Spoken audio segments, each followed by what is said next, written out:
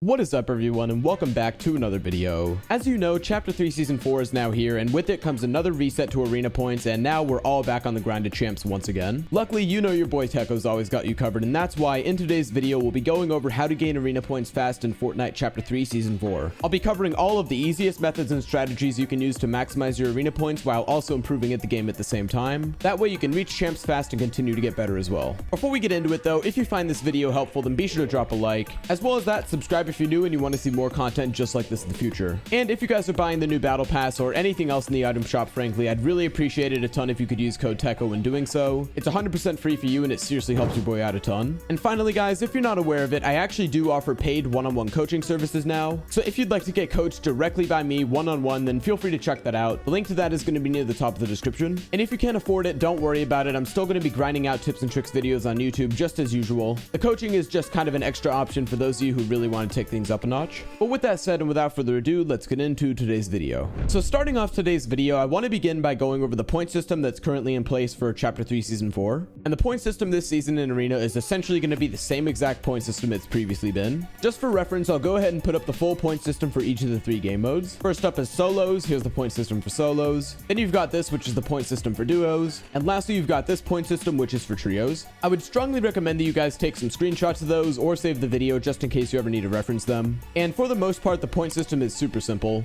When you're in Open and Contenders League, the system is pretty balanced, and then the point system quickly switches over to a lower elimination point system once you reach Contenders for duos and trios and champs or solos. So now that we've gone over the general point system, the next topic I want to cover real quick is the best game mode to gain arena points in Chapter 3 Season 4. And as you may have expected, this is going to be the same exact game mode from previous seasons because it's literally the same point system, and that's going to be trios. The problem with the current point system is that once you rank up enough, it doesn't actually differentiate at all between the 3 game modes in terms of eliminations, since they all ultimately come down to 5 points per kill eventually, and the placement doesn't get any easier for any particular game mode either. Since the elimination points are essentially the same across the board, and obviously it's easier to get 20 kills as a trio than as a solo or a duo, the obvious choice here is going to be trios, assuming you have a good team on your side. Solos and duos are still going to work perfectly fine for arena, and it's not to say that they're just terrible compared to trios, but I will say that trios is the most optimal game mode for gaining points fast, and I'd strongly recommend you focus on that, at least if you're trying to gain the most points possible. And as always guys, if you don't have a good trio to play with, then feel free to check out my Discord server, which is going to be linked in the description. In the server, we've got tons of looking for group chats. All you have to do is join, select your region, and go over to the correct chat, and you can find some teammates to grind arena with. So if you're on the hunt for some good teammates, regardless of which game mode you play, I definitely recommend you give it a shot. So moving on from that, now that we know both the overall point system and the best game mode to play in order to maximize your points, the next order of business is to figure out your optimal playstyle. For this section, I'm going to split it up into 3 subsections, which are going to be Open League, Contender League, and Champions League, since your playstyle is going to depend pretty much entirely on which division you're in. Starting off with Open League, and the best strategy for Open League is super simple, and that strategy is literally just a W key.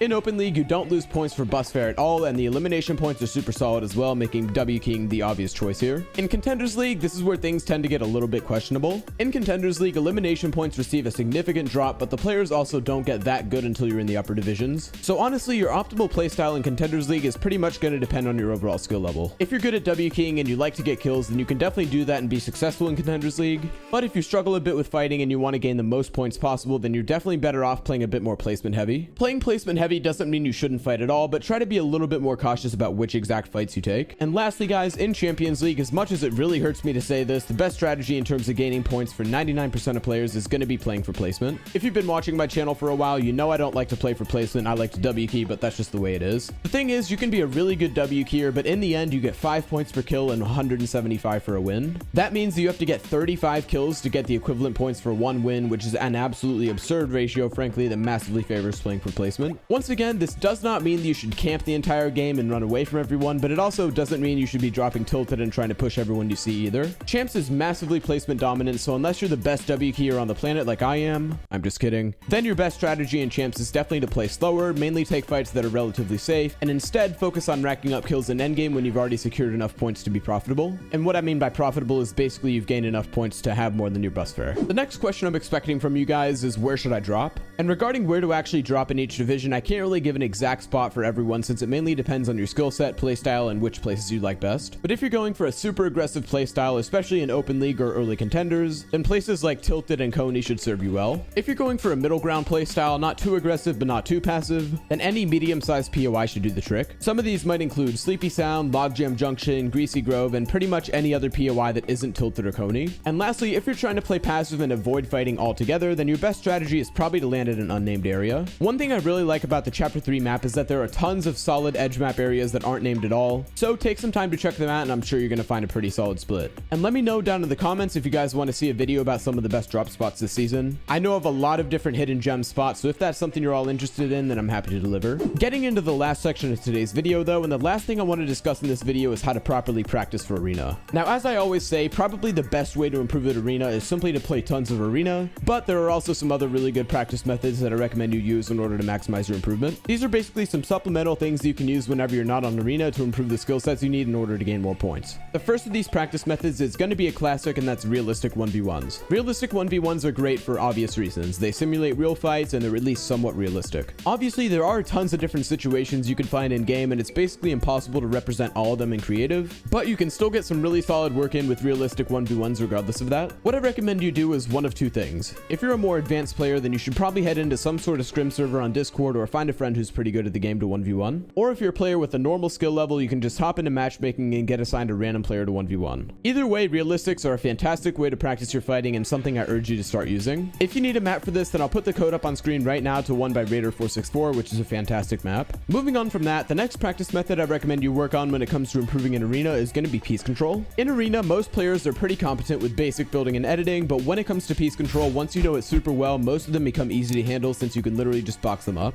So if you're not quite as well versed with piece control, then that's definitely something you should work on in order to maximize your skill level in arena. I'm telling you, in arena, somebody who has great piece control is basically unstoppable. If you just don't know a thing about piece control, you have no idea what it is, then I do have plenty of videos about it on my channel, which you can feel free to check out. But if you know the basics of it and you need a way to practice it, then I recommend you use Raider's piece control practice map to do so. If you want to give that a shot, I'll put the code up on screen right now. Moving on to our third and final external practice method for arena though, and we've got zone wars. The reason I like zone wars so much is mainly because they help with fighting under pressure. In a zone war match, you're faced with tons of different players, and if you get into a bad situation, you're gonna get third-partied and taken advantage of just like you would in a normal match. That's one of the biggest problems with most creative practice, is that they don't actually simulate a real game environment with a lot of players, but zone wars do. So with that in mind, to work on fighting under pressure and learn how to better handle third parties, zone war maps are pretty much a no-brainer. There are plenty of these to choose from, and I'm sure you can find some through in-game menus and whatnot, but the main one I'd recommend is probably Droya's 32-player zone war map. All you've got to do is select the map, join a public game, and you should be in a zone war lobby with up to 32 players. Obviously, it depends on how many players are actually on at the time, but there should be close to 32. It's super simple to use, and it's a really good practice method, so here's the code to that if you're interested. But with all that said, guys, that's going to wrap it up for today's video on how to gain arena points fast in Fortnite Chapter 3 Season 4. If you follow all the steps in this video, then you should be well on your way to not only gaining arena points fast, but improving dramatically at Fortnite while you're at it. If you found this video helpful, then be sure to drop a like on it, and consider subscribing as well if you want to see more content just like this in the future. And if you want to help out a bit extra, then consider using code TECHO in the item shop, as it's 100% free and it seriously helps me out a ton. Thank you so much to everyone who's using it. With that said though, thank you all for watching this video, and I'll see you guys in the next one. Bye for now.